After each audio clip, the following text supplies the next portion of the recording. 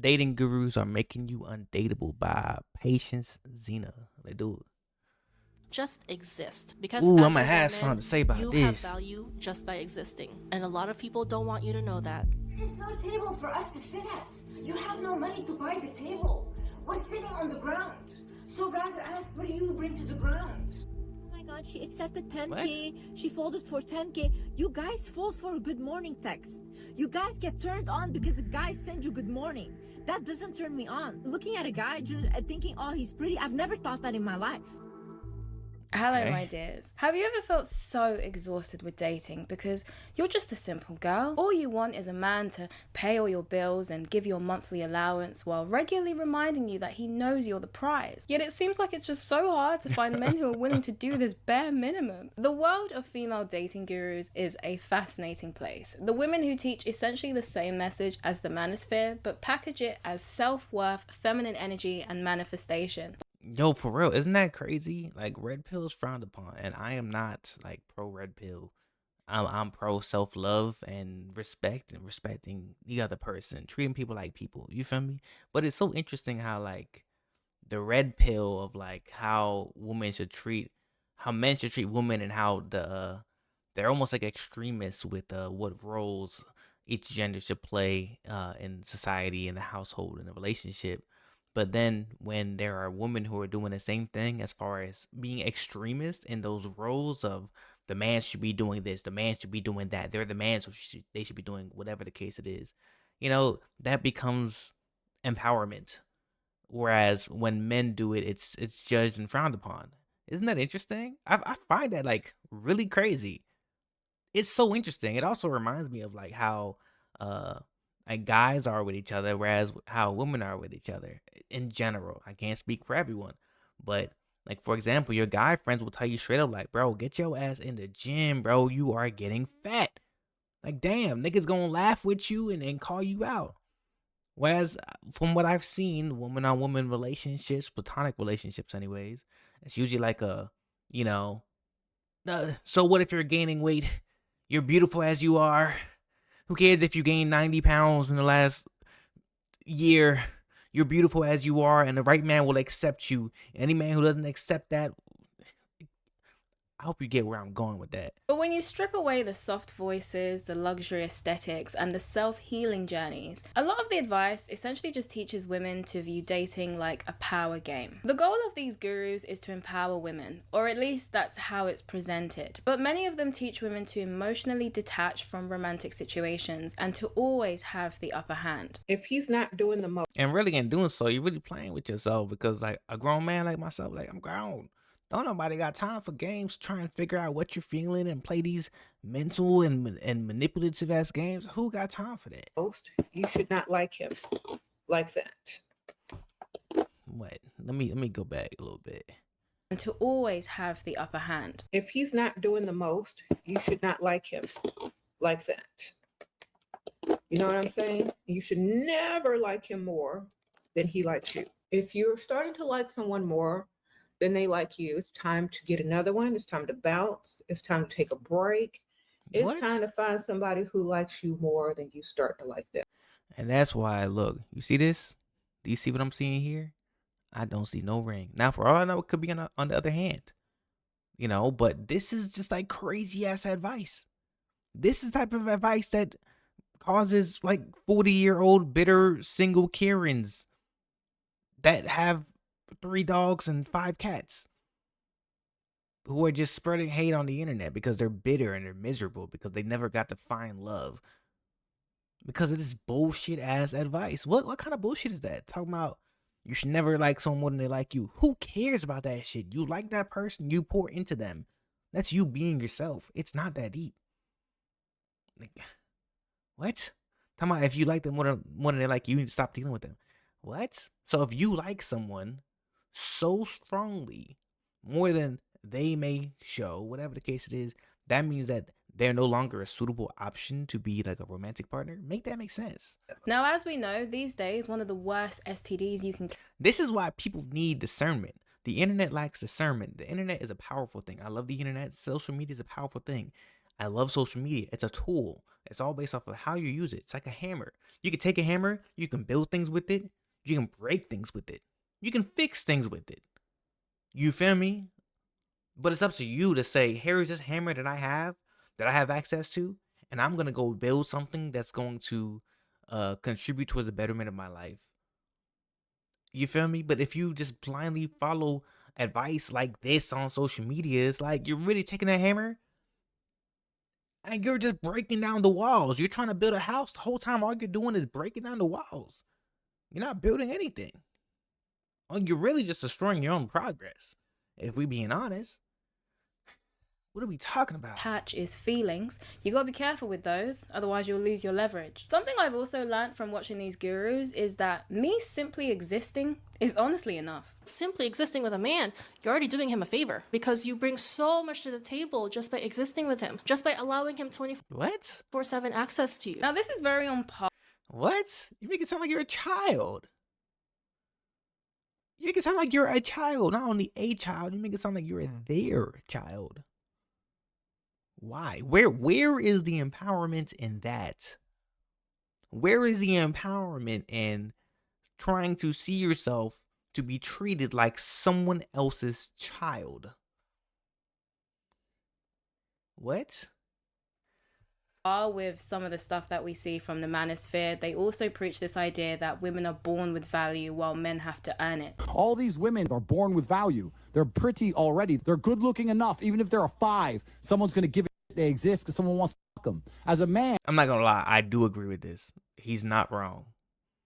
Andrew Tate, love or hate him, he's not wrong in this aspect. And if you don't make yourself valuable, you have no value. You have to get up and do it. Now what they really High key. I do agree that women are born with more value, and it comes in their aesthetics and their looks and their energy and their aura. Whereas for most men, it's like you have to build that. You may see several women that's hanging with billionaires, millionaires, super successful people that don't have any actual accomplishments for what they've done for themselves to be in that room, in those rooms, with those networks, around those people. But for the men to be in those same rooms, 9 times out of 10, they have those accomplishments. They've put in the blood, sweat, and tears to even be able to be on the same table, be in the same rooms as those people. It does take more conscious effort in my belief. That's what I believe.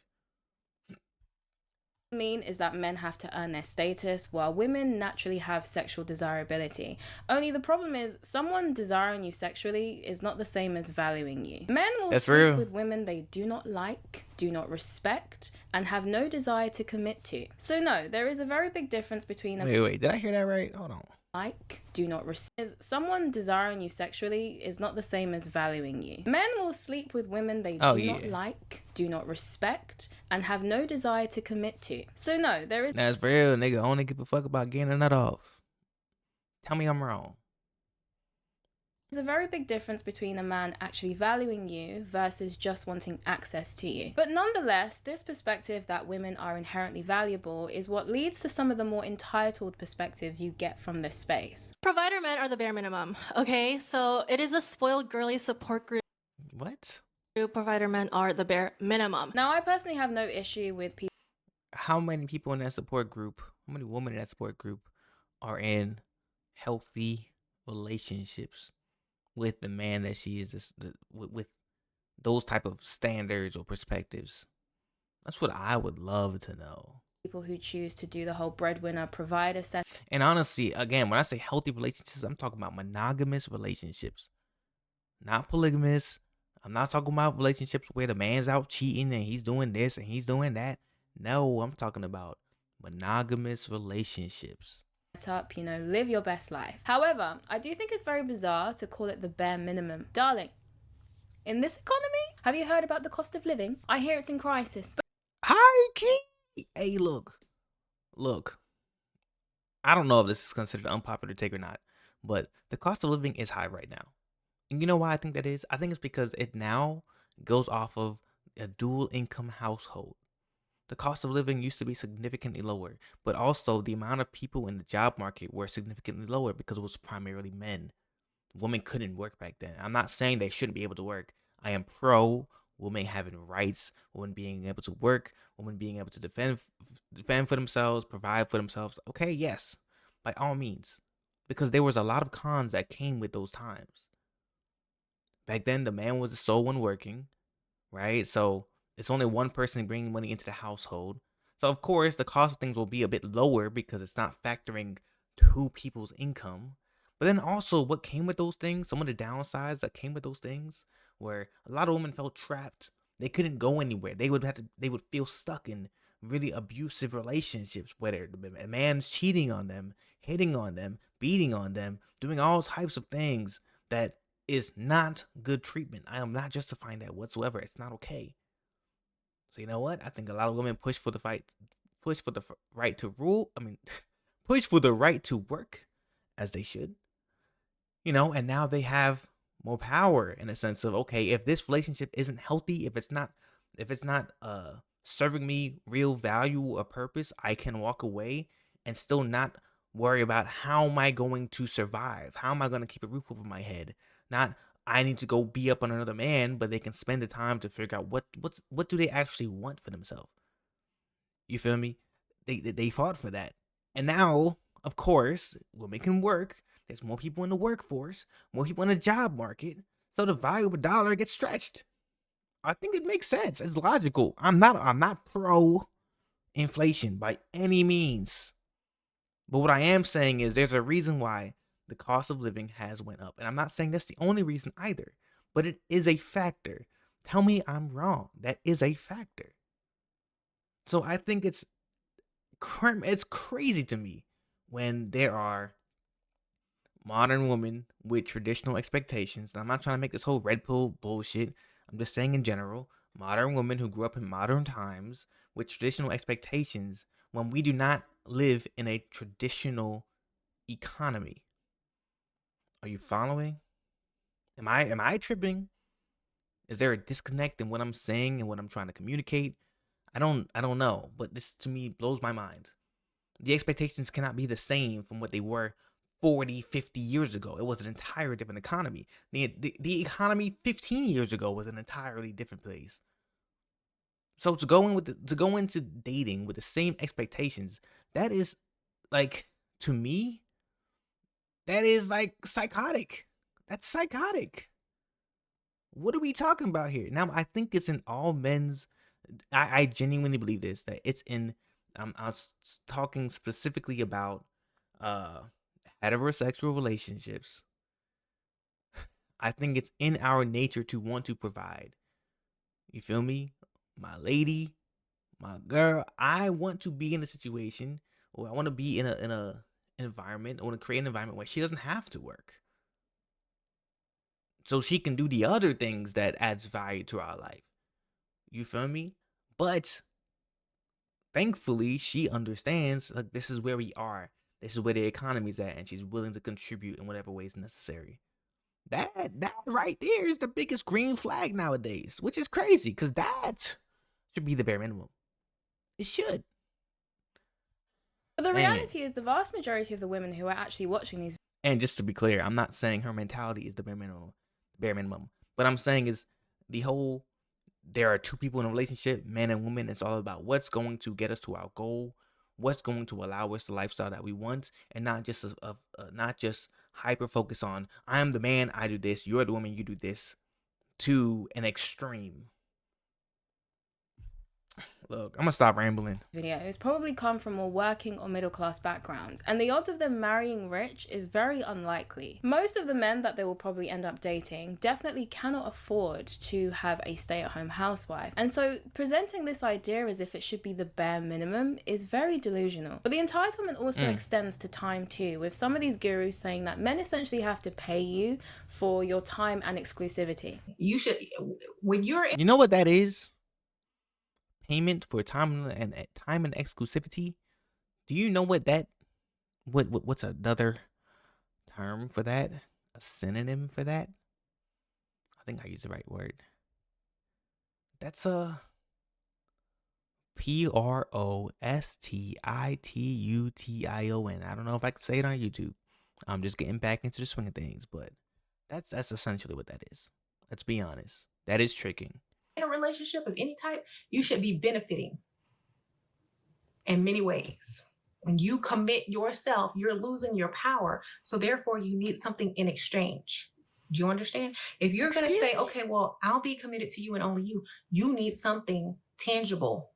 You need, oh, you're going to pay my bills. Oh, okay. You're going to pay my, going to pay all my bills and you're going to take me out and court me. Great. I'm benefiting from being with you. So what you're saying is you're putting a price on love. What you're saying is men should buy your love. Essentially, that's what you're saying. What? What? There's so many ways that you can benefit from being in a relationship with the opposite sex or whatever way that you go. There's so many ways, so much deeper than financially and what that person could financially do for you. That to me is, oh my God. Now, this kind of talk is really interesting because it essentially turns relationships into a seeking arrangements type deal, where women are essentially being taught to look for sugar daddies as opposed to long-term companions. But when you glorify money this much, you will end up prioritizing money above all else, which can definitely blind you from more important And you know what's crazy too though is I feel like when you go into with those expectations, your energy is contagious and you're gonna attract what you are, you're gonna attract what you believe, right? So I feel like you might come across a man, it's very likely that you'll come across and meet a man who may be willing to do some of these things. But guess what? That comes with a whole lot of shit. That come with a whole lot of shit. How many people do you know live that type of lifestyle? As far as a man provides everything, the woman stays at home like a queen with no children. You feel me? No children. How many people do you see that? How many people do you see living that type of lifestyle? And if you do know anyone living that type of lifestyle, ask them like what that's like.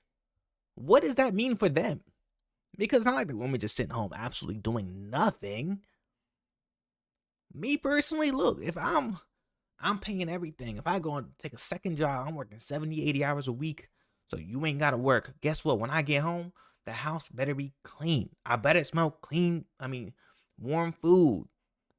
You feel me? I don't want to do laundry. I'm not going to have time or energy to do laundry because all my time and energy is going into work so that you don't have to work. So that means you got to pick up the slack around the house. How many of these... I feel like I'm sounding so red pill right now and it's pissing me off. But how many modern women who have the traditional expectations are willing to get up and do these things? Not just when you feel like it, but when you don't feel like it. When you wake up and you're irritated and you're tired. Because guess what? When I wake up and I'm irritated and I'm tired, whatever the case it is, I got to get up from work regardless. Are you going to get up and do the same thing? To cook me a meal when I'm hungry? I don't care how irritated you are. Because I don't care how irritated I am. I got to work. You feel me? Look, I'm gonna stop talking here. I feel like I'm sounding way too red pill, and I don't like that. I don't like that. things, which leads But like this is pushing me there, damn near. us to The Wizard Liz. The Wizard Liz is a very popular creator in this space. She makes content for young women about self-worth, dating, feminine energy, and healing, and she promotes ideas about provider men luxury and being taken care of. Now, she dated the streamer Landon Nickerson, who messaged other women behind her back while she was 4 months pregnant. Their relationship came to an end, and it shattered the hearts of women across the internet. Bitch, when I tell you, I am absolutely gagged. Like, this is the Queen Mother herself. And then she got cheated on. What the fuck? Women online seem to have this very bizarre thing where... And you know what's crazy? I feel like this might tie back to a video I recently did on the whole Meg Thee Stallion Clay Thompson situation. I know that video got very mixed reviews and ratings, but I'm gonna stand on some of the things that I said.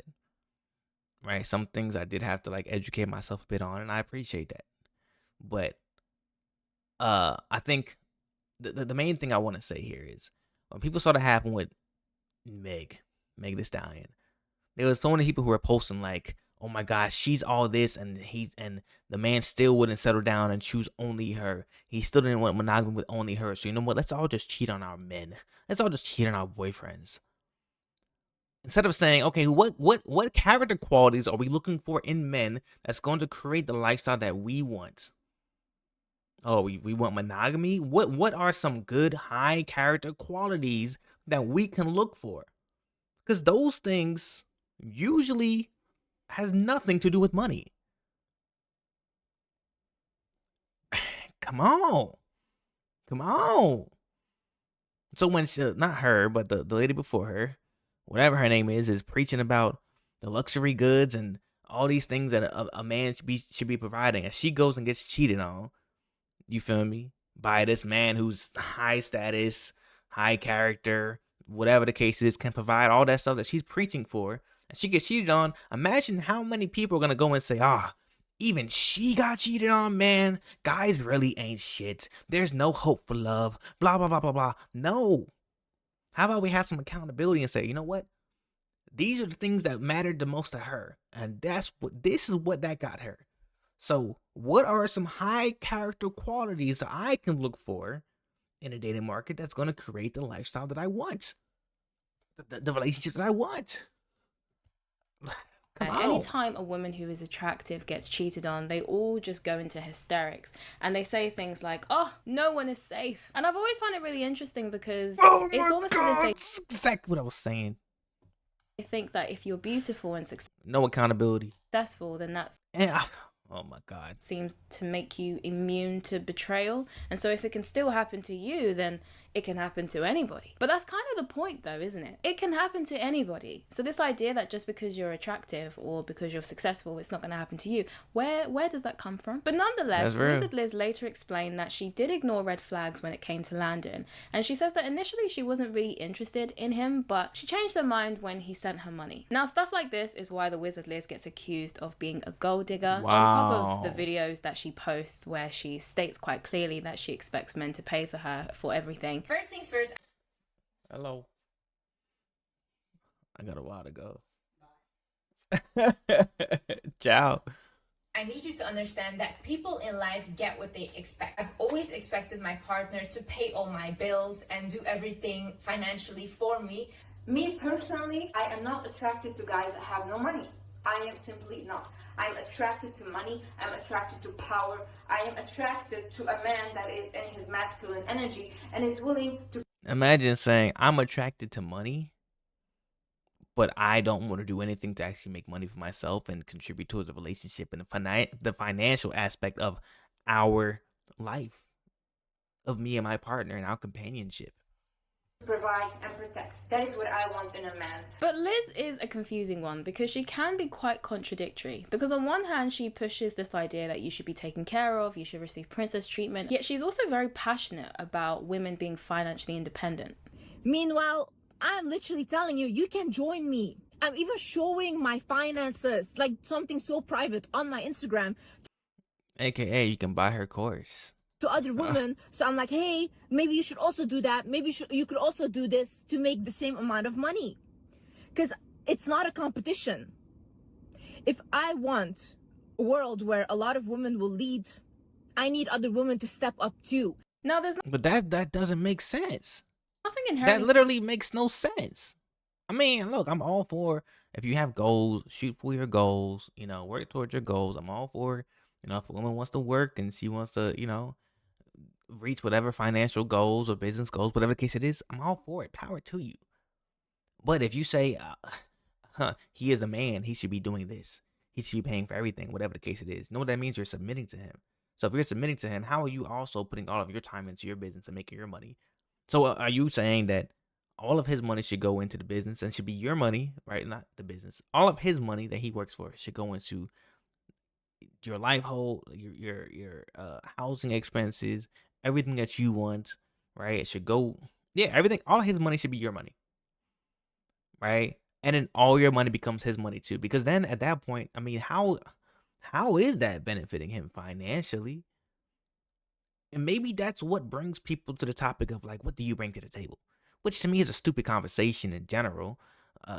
I will say that it is a stupid conversation to say, what do you bring to the table? But maybe that's what makes people think of that. Trying to be optimistic here.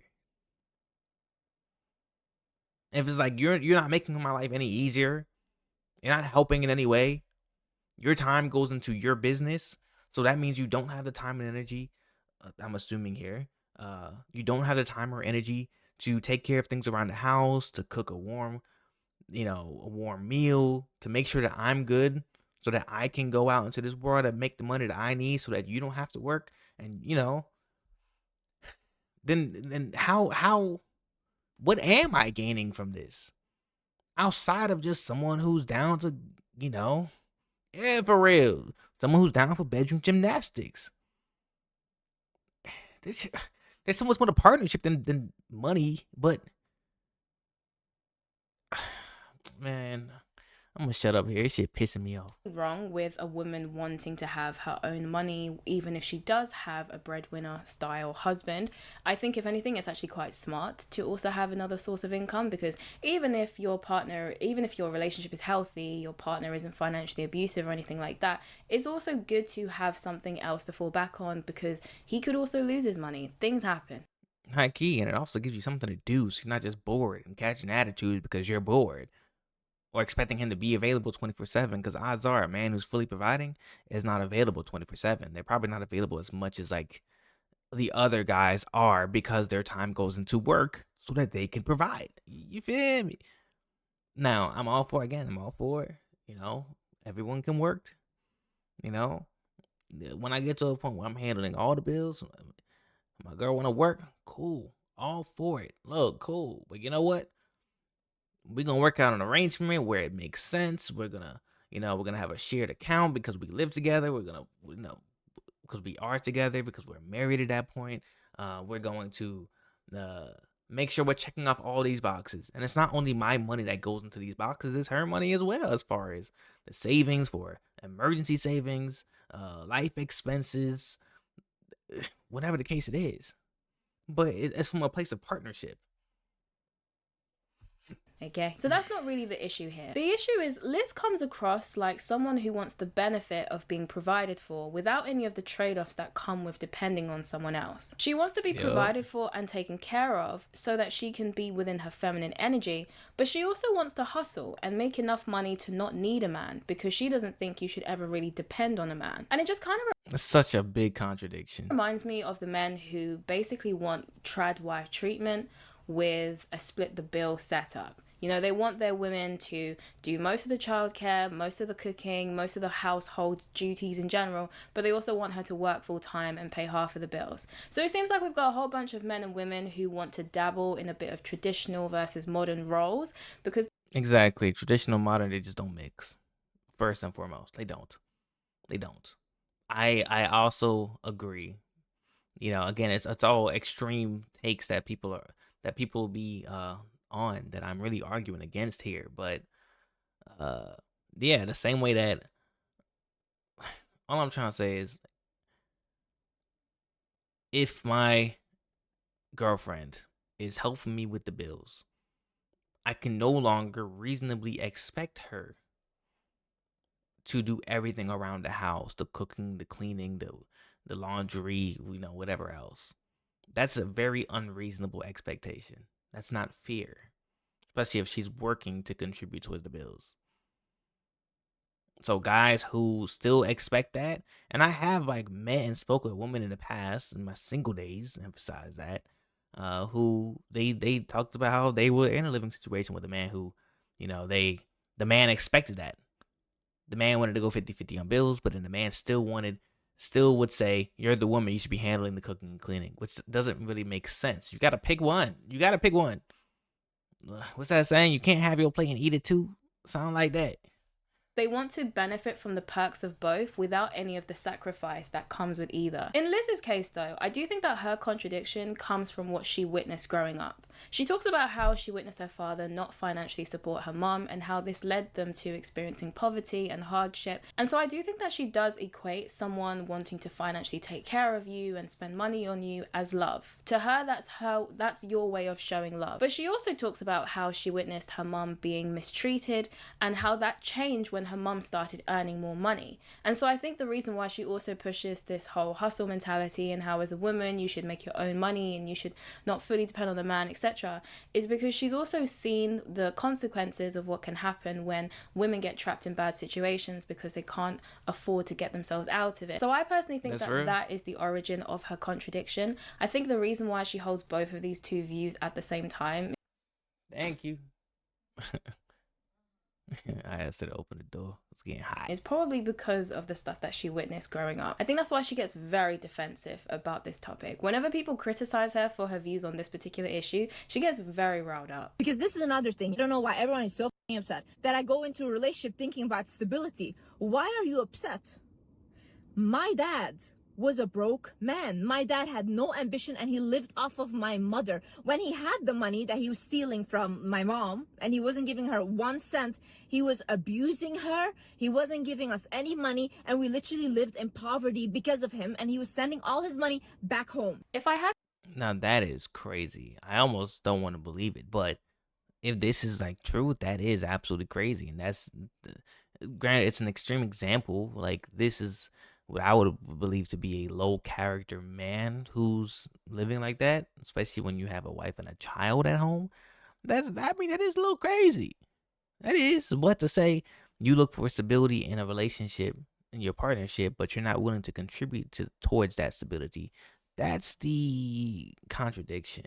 to guess why people have a problem with it, I'd assume it's probably because Liz blurs the line between stability and luxury. There is a big difference between wanting someone who is stable enough so that you don't fall into poverty versus wanting someone who will buy you a Birkin bag or a Rolex watch on demand. But nonetheless, her childhood does offer an explanation for how she developed her worldview. It seems like her desire for a provider man is not just about luxury and status. I think a lot of it is also rooted in her desire to not be like her mother or to not end up in the same situation as her mother. And so I can only imagine that. Or maybe it's some type of unhealed trauma, you know, or like over judgment on like her parents' relationship, because she wasn't, to my understanding, I don't think she was part of that relationship to the same degree that her mother was. She wouldn't experience it the same or fully understand the full context of that relationship. You know how there's always two sides to a story, right? But there might be some type of unhealed trauma or insecurity that maybe when she gets these luxury goods from the guy, whoever she's dating, it makes her feel reassured that the man does have money and that they will not fall into poverty. That's a weird way to seek reassurance, but that's I'm trying to be optimistic here. When people criticize or dismiss what she's saying, she probably takes it to heart because it probably feels to her as though you're invalidating the childhood experiences or the childhood traumas that created this worldview. Because every time she's criticized for this, the first thing she does is explain her situation with her mother. But I guess the question is, sounds like she needs therapy. Should the men you date have to pay for the mistakes of your father? And by prioritizing money so heavily in order to protect yourself from your mother's experience, are you not putting yourself in situations where you may overlook other important qualities? Because Landon had money, he gave her the princess treatment and spoiled her in the way that she wanted. And I imagine that the financial security that he offered is probably why she felt as comfortable to move as quickly as she did with him. However, in the end, he still cheated and she still ended up a single mother. So the desire to pursue a rich man in order to gain stability and security clearly didn't work out in the way that she thought it would. Now, not everything that Wizard Liz says is bad. She does give some good advice, especially for women who are prone to being trapped in the people-pleasing cycle. But she does also give some bad advice that we can't ignore. Why did I end my relationship?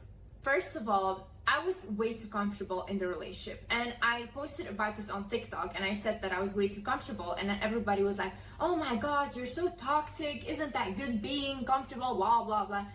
Being comfortable is good. Being way too comfortable is not good. When people become way too comfortable in a relationship, they don't want to do anything anymore. That's why you see a lot of people, they stop looking after themselves, like they don't care about anything anymore because they think, oh, I just have my partner, I already have him, whatever, you know? And then the partner starts to lose attraction for the person, or the person starts to feel really bad about themselves and they become very insecure. Now, that's real. It's kind of, it just makes me think of this. I'm gonna chime this in real quick, but I do genuinely feel like if you're in a relationship, it's essentially your untold duty to maintain a level of attraction to your partner.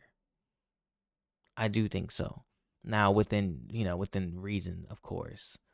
Like when we think of weight, people may gain weight in a relationship. A man may completely lose himself. I started to, at a point, I gained like 15, 20 pounds. I was like, hold on, let me lock in. Not only for myself, but I also do want to make sure that I'm still attractive to my girlfriend. You feel me? It's a little different with a woman with pregnancy. That's very different. I will acknowledge that. I'm not saying that is the same. It's not. That's very, very different. A woman goes through so many changes in her body during that time. So For me, I literally have no motivation and no more passion for life, like at all. Because I literally, like the amount of money even that I bled on the table, and I didn't do brand deals or I didn't do anything because I thought, whatever, it doesn't matter, I have my partner. That's what I mean. Like, I am not working towards my goals as hard as I should. And it infuriates me. I'm like, I don't have that fire anymore. And to be this comfortable, I don't like it. Now, if you've lost your motivation and your drive, is the solution to throw away the man or to tackle the mentality? Because I do think that our feelings are our own responsibility. And so if you're feeling lack of motivation or drive, then I do think that's an internal issue. Also, Liz says that she wants to provide a man, but seems to... Plus, I think it would be different if it's like you feel like you're being held back, like you're trying to pursue opportunities and your man keeps on, like, it's stopping you. He's constantly interfering. He's constantly talking down to you. He's not supporting you in your endeavors. That's different. But if you're just like, yeah, I'm not working hard enough, I'm not working hard enough, so you must be the problem, so I'm gonna dump you, and that's gonna make me work harder. That is psychotic. That is genuinely psychotic. dislike the comfort and predictability. You not working hard enough has everything to do with you and nothing to do with your partner. Unless they are doing things to negatively impact you directly. That comes with that. And I imagine she probably felt unmotivated or felt like she had no drive because she was very likely with someone who was paying all her bills and taking care of her because, as she says, that's her type and she wouldn't settle for anything less.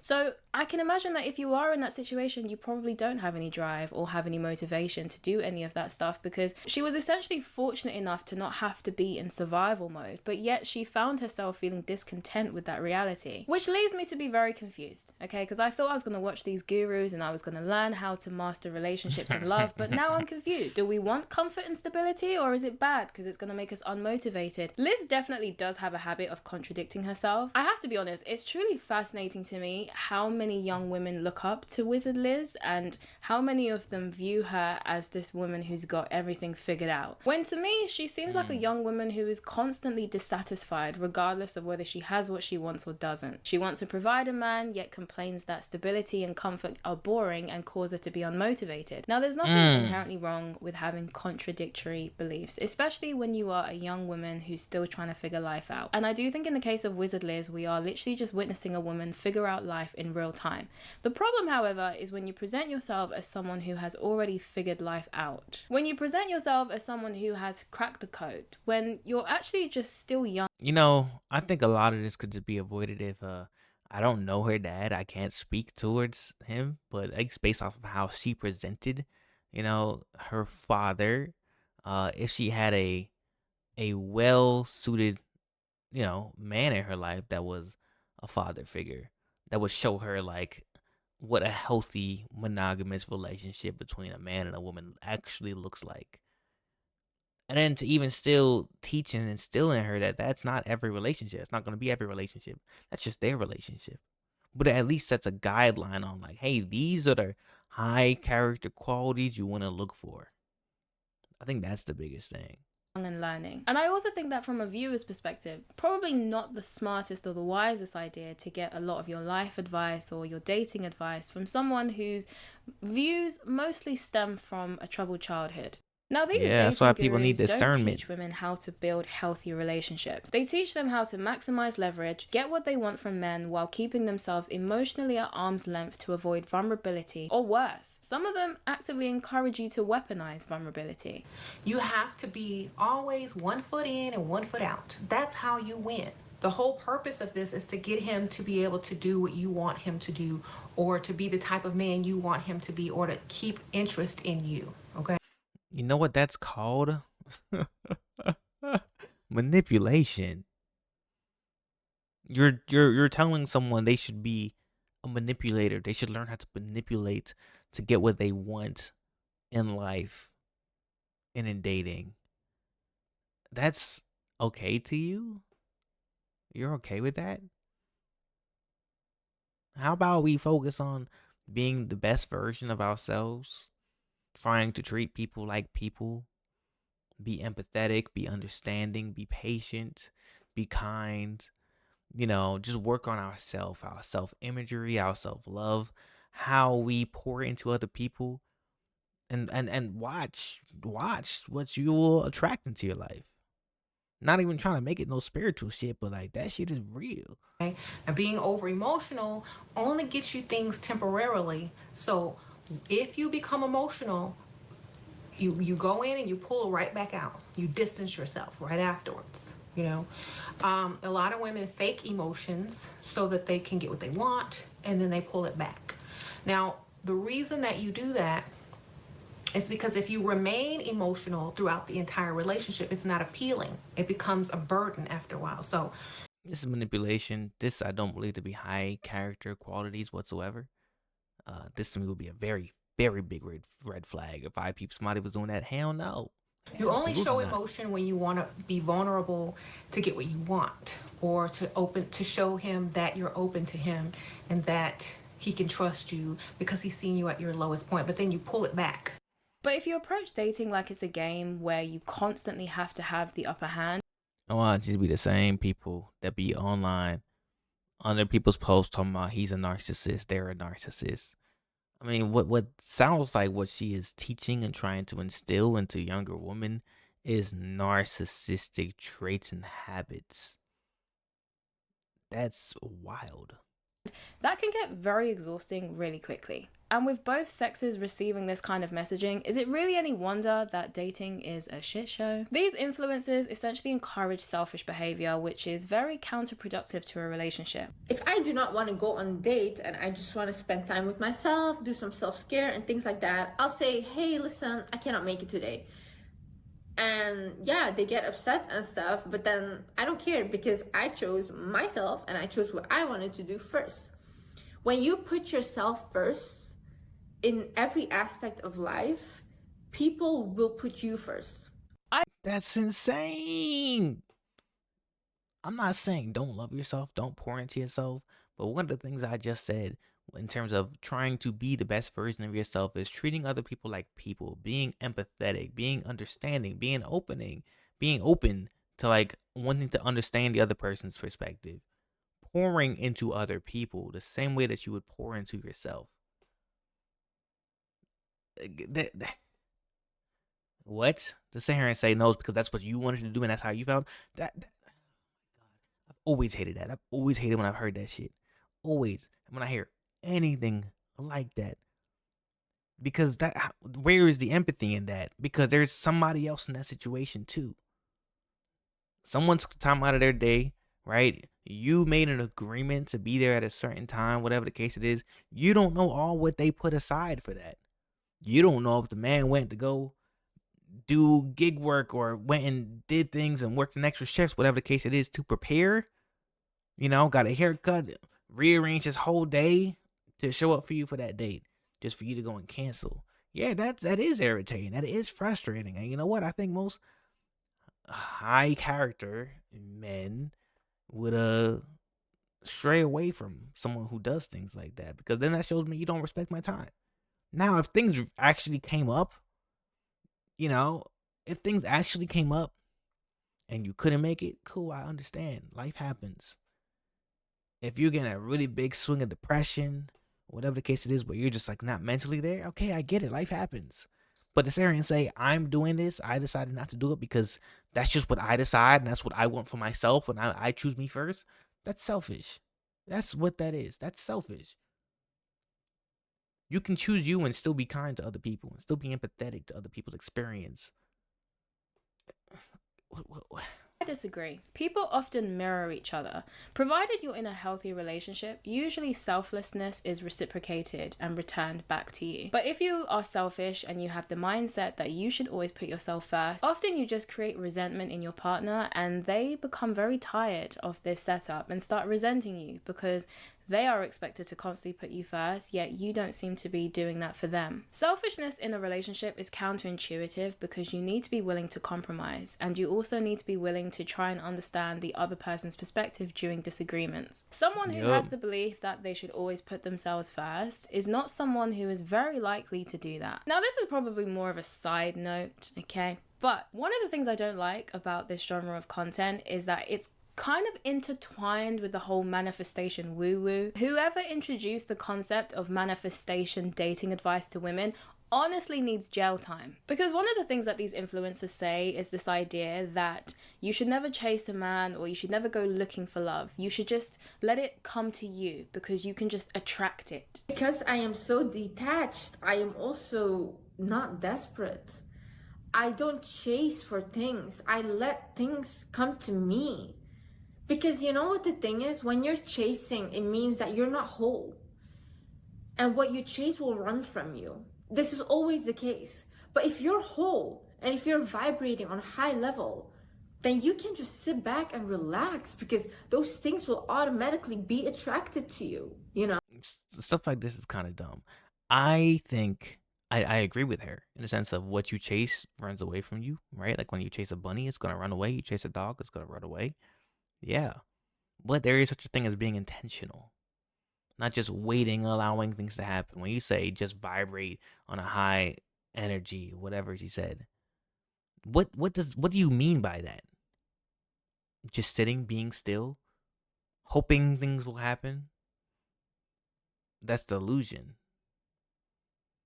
We can be intentional about our actions and our words without chasing. I think that's what's going to move the needle to get you to where you want to go and build that life that you want for yourself. I've seen this many times when women, for example, go out or men and desperately are looking for love. They don't get love because you're desperate. But once you make that click in your head, you know what? Let it just come to me. It always shows up. It always does. Now, this is a very common thing that you'll hear women say. This idea that love will just find you. Just trust me, repeat after me. I don't chase, I attract. What belongs to me will simply find me. The partner I seek is also seeking me, and I now release any blocks that are standing between us. But how can you seek anything without intention? Do you get where I'm going with that? I always get princess treatment, and it is always working out for me. One of the most annoying dating advice out there is this idea that you must go out to find love. As a homebody, I take it personally. Essentially, if you're a homebody and you're at home, love is not going to come knocking at your door. And it actually can. Love is one of the things as human beings we don't have control over. It's fate, it's destiny, it's beyond us, it's above us. And I have no idea how to put this, but those who don't ask don't get. If you don't go after something, odds of you getting it very low. I do think literally that. Even if you're a homebody, and you don't talk to anyone, you only talk to your coworkers through Microsoft Teams, whatever the case it is, you're not engaging with anyone, you're not even giving people an opportunity to actually get to know you, then how are you even allowing love to come into the picture? You're not giving it any opportunity for love to happen. Fortunately, we have things like dating apps and social media nowadays. But like, if a man responds to your DMs you, if a man DMs you, and you go and you find him attractive and you respond and you entertain the conversation, that is being intentional. That's what that is. But we can't sit there with our page private. We don't post, we don't show our face, we don't go outside, we don't do a single thing to meet people, to network, whatever the case it is, and then blindly hope that we're going to get what we want in terms of a romantic relationship. That is delusion. You absolutely more than ever have to be very intentional about your love life if this is something that you want for yourself. Because it is complete delusional nonsense. This idea that you can just exist and you can somehow just attract your husband to you. Especially because no one would apply this to any other context. Imagine someone saying to you, do you know what? I want to be lean and I want to be in great shape, but I'm not going to go chase that body. I'm not going to actively go and seek it. I'm just going to attract it. If I just believe. Oh my God, this makes me think of when I was single. Big emphasis. I was like 21, something like that. And it was girl. I remember it was a big turn off for me. I didn't even entertain things with her no more. But I saw she had bad spending habits, constantly spending, using Klarna to go on trips, go on cruises, doing all these things. She didn't have a car. Right? She did not have a car. She was catching Ubers to work every day or getting rides. And then at some point, me personally, I'm the kind of person who I challenge people. You say you want to do something, okay, I'm gonna challenge you to help you get there. That's how I show up. That's just me. But I asked her, I was like, okay, so when do you plan on getting a car? She was like, oh, I don't know. I was like, well, how do you plan on getting a car? Every time you get your hands on extra money, you go and spend it on a trip.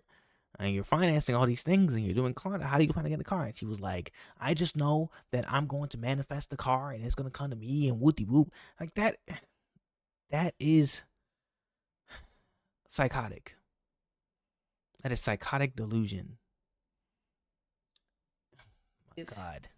Then where do people learn this shit? Weird. It's why people need discernment instead of blindly listening to others on social media, their friends, whoever the case it is. You can listen, yes, have open ears, then go and do the research yourself, and then come to a decision on like, what actually do I want? What do I believe? And what am I going to work towards? It's not a complicated concept. I will receive. There's a cynical part of me that wonders if this is some form of intrasexual competition where women are encouraging other women to have this delusional perspective so that they essentially cancel themselves out of the dating pool. Because if you're at home trying to manifest your future husband, then you're definitely not going to be going out there and meeting any guy. Now, I do agree. And honestly, I think it causes people to avoid accountability. Instead of saying, how am I showing up? I say I want to get X, Y, and Z in my life. How am I showing up? What am I doing every day, every week, every month, whatever the case it is, to get to that point, to get my goals? And when we avoid accountability, what do? We blame other people and say, oh, guys ain't shit. Women ain't shit. I'm sensing a pattern here. Like just in society. That you definitely should not seek love from a place of desperation because people who are desperate don't make the best choices. But I also think you do need to put yourself in environments where meeting a potential partner is a lot more likely and it's not your house. I think we need to start getting serious, okay? People need to start behaving because this is getting ridiculous. But ultimately, I think the rise in the popularity of this content as well as the people making it is a very big sign about the current state of modern dating. Both sexes seem to be struggling to deal with the unpredictable and volatile dating market, and so they're very much gravitating towards these online influencers to try and help them navigate it. I think this is especially true for women who have been burnt in love. I remember watching a video by Gigi Beauty where she discussed to her audience how she's getting a divorce, and within the video she played a clip by Shara 7. Now let me tell you why, and I'm so sorry I have to tell you that way, but if you gotta help a man, he don't want you. He don't like you if you gotta help him. Let me tell you why. Because he should be helping you. You're too masculine for him. Every time he sees you, he's going to see the help that he needed. Every time he sees you, he's going to see the struggle that he was in. Every time he sees you, it's going to remind him that he was not enough and he couldn't get his own place on his own. So guess what? He used you. He climbed on your back. He got a place. And now whoever he moves in next is going to see him as a real man. You don't help men. That is very masculine of you. Sounds like unhealed trauma. How is not helping men very masculine? How is helping men masculine? That makes no sense. You know what helping people is? That's partnership, communion, empathy. What? I don't know who she had on the phone, if that was her mom or what. That is someone who is unhealed trauma. She must have been dealt wrong from a man. Maybe she went and lifted a man up, bent over backwards to help a man rise. And maybe when he rose, he went and betrayed her, which happens more than I would like it to happen in society. It's messed up. I would never justify it, but that's the best thing I could think of trying to be optimistic. Because that is just stupid. Stupid. You're in a relationship with them? I help you. You help me. Whether it's friends, like romantic relationship, family, we help each other. As a society, we should be helping each other.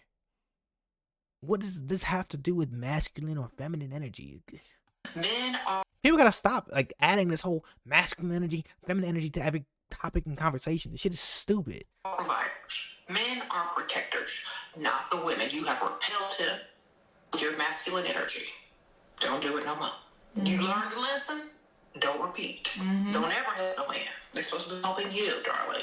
One thing I've realized, about that Shira woman, this woman here, I don't know if you've watched her videos.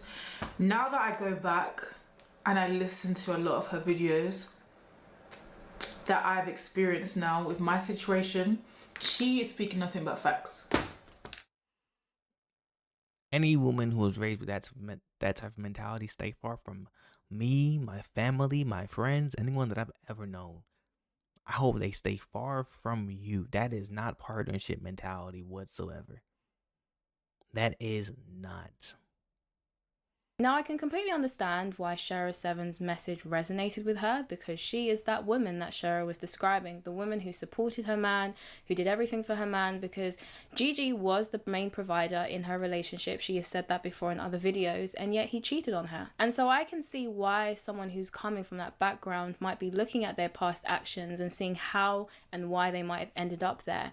And so I think what a lot of these women are doing is they've probably been hurt in the past, and so they're trying to find ways to understand how they could have potentially ended up there so they can try not to do it again. But here's the problem. There are men out there The problem was never you helping the man. The problem is probably some type of, characteristic in that man that you either overlooked or you convinced yourself why it was okay, and he ended up acting on his low character habits, thoughts. I don't know. But either way, that has nothing to do with you helping somebody. Right now, as we speak, who are cheating on the women they provide for. There are also men out there right now, as we speak, cheating on women they're going 50-50 with. Cheating is something that can happen to anyone. There is no guaranteed, perfect, unique formula that prevents you from being betrayed. But of course, as I said, it's very natural for people who have been hurt to search for answers so that they can try and prevent it from happening again. And that's why this kind of advice is so appealing, because it gives women the illusion that if they simply detach more, if they're more strategic, and if they find a way to have more leverage, they can prevent themselves from being in painful situations romantically. These messages, like always be one foot What's ironic is you're also preventing yourself from getting the life and the relationship that you want.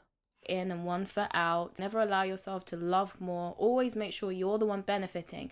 These are all things that make women feel like they're more in control. It allows them to guard themselves from the risk that can come with loving someone. But unfortunately, love is indeed a risky game, and the risk of being hurt kind of comes with the territory. And there was a time when we understood and knew that, which is why we have those cliches like, it's better to have loved and lost than to have never loved at all. But it does seem like in today's time, when people in general are very risk averse, many young women are gravitating towards these creators as a way to try and find ways to navigate dating in a way where it's low risk and prevents them from being hurt. But if you spend your entire time within a relationship trying to not experience heartbreak, you might also unintentionally stop yourself experiencing genuine intimacy and love. High key, you can't receive with a closed hand. You cannot. And if your foot's always halfway in the door, then you'll never be in the room. I don't know what the saying is. I hope you get what I'm trying to say. But those are just my... If your foot's halfway in the door, you're not going to be showing up in a way that's going to be conducive to the success and health of a relationship. If your foot's already halfway in the door, it will show in your actions. thoughts. I would love to know what you think about this. Have you watched any of the creators discussed in this video, and have you found their advice helpful? Do you also think that maybe the advice that people are getting nowadays on dating is becoming more and more extreme, and in the process making many people undateable? I'd be very interested to know what your thoughts are on this topic in the comments, so do let me know. If you found this video interesting, then why not like and subscribe? Alright, looks like that's pretty much it. Look, people need therapy. People need to heal. And people need discernment. That's the number one biggest thing. You need discernment. I understand. I also go to social media and search up. Sometimes I'll search up my problems, or I'll go on Reddit, whatever the case it is. I'll go to the internet. But having that discernment is critical to ensure that you're moving the needle forward in whatever direction you want to go in your life in a healthy manner. This is wild.